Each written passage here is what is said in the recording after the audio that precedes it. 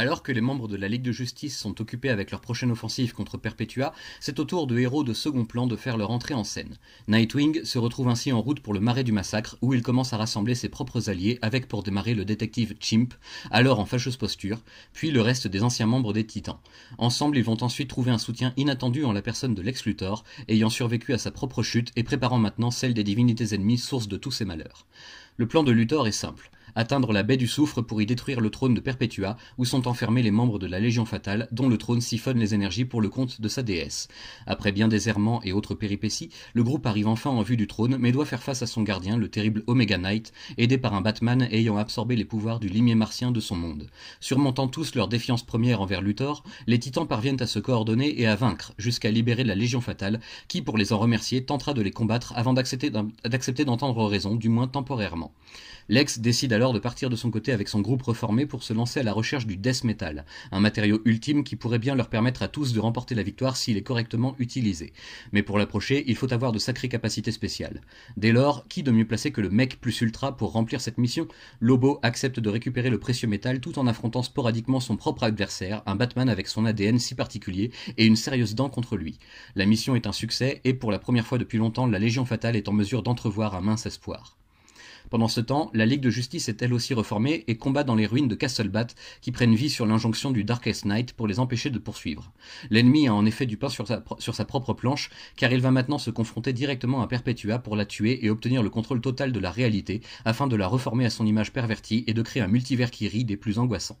Mais en unissant leurs forces et leurs différents plans d'action, héros et vilains parviennent contre toute attente à déstabiliser l'équilibre des forces sur la Terre principale, offrant ainsi à Perpetua le moyen de reprendre le dessus dans le duel cosmique qui l'oppose au Darkest Knight. Mais celui-ci est encore loin d'avoir dit son dernier mot et il envoie aussitôt ses propres terres démoniaques à l'assaut de la Terre principale. Plutôt tout détruire que de céder face à l'Alliance. Et justement, les histoires de ces nouvelles versions perverses de la Terre, nous les découvrirons au fur et à mesure que le roi Robin les raconte à ses troupes fascinées ainsi qu'aux lecteurs dans la pure tradition des récits d'horreur que l'on se partage au coin du feu lors des nuits les plus noires. Basiquement, il s'agit de versions cauchemardesques des origines des plus grands héros de DC ou des histoires les plus connues. Je pense que c'est en quelque sorte un complément des 2 albums consacrés au multivers noir parus en même temps que cette saga.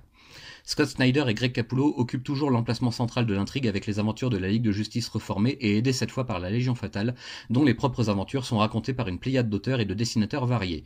Pour une fois, je n'ai pas eu l'impression de sortir du récit ou de ma lecture avec les différences marquantes de style entre tous ces artistes.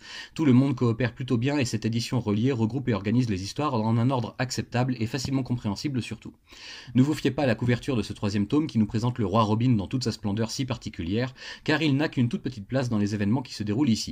Mais peut-être que cela, comme beaucoup d'autres choses, est amené à changer dans la suite et fin de la saga dès le prochain tome.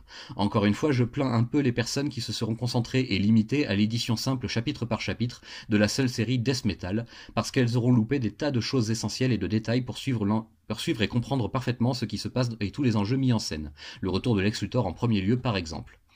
Nous voici à présent au seuil des derniers chapitres de cette massive anticrise de DC, orchestrée de main de maître par les fidèles suivants de Scott Snyder, et plusieurs questions sont maintenant posées. Qu'adviendra-t-il de la Légion Fatale et de Luthor si la victoire est arrachée de justesse aux forces de Perpetua et du Darkest Knight?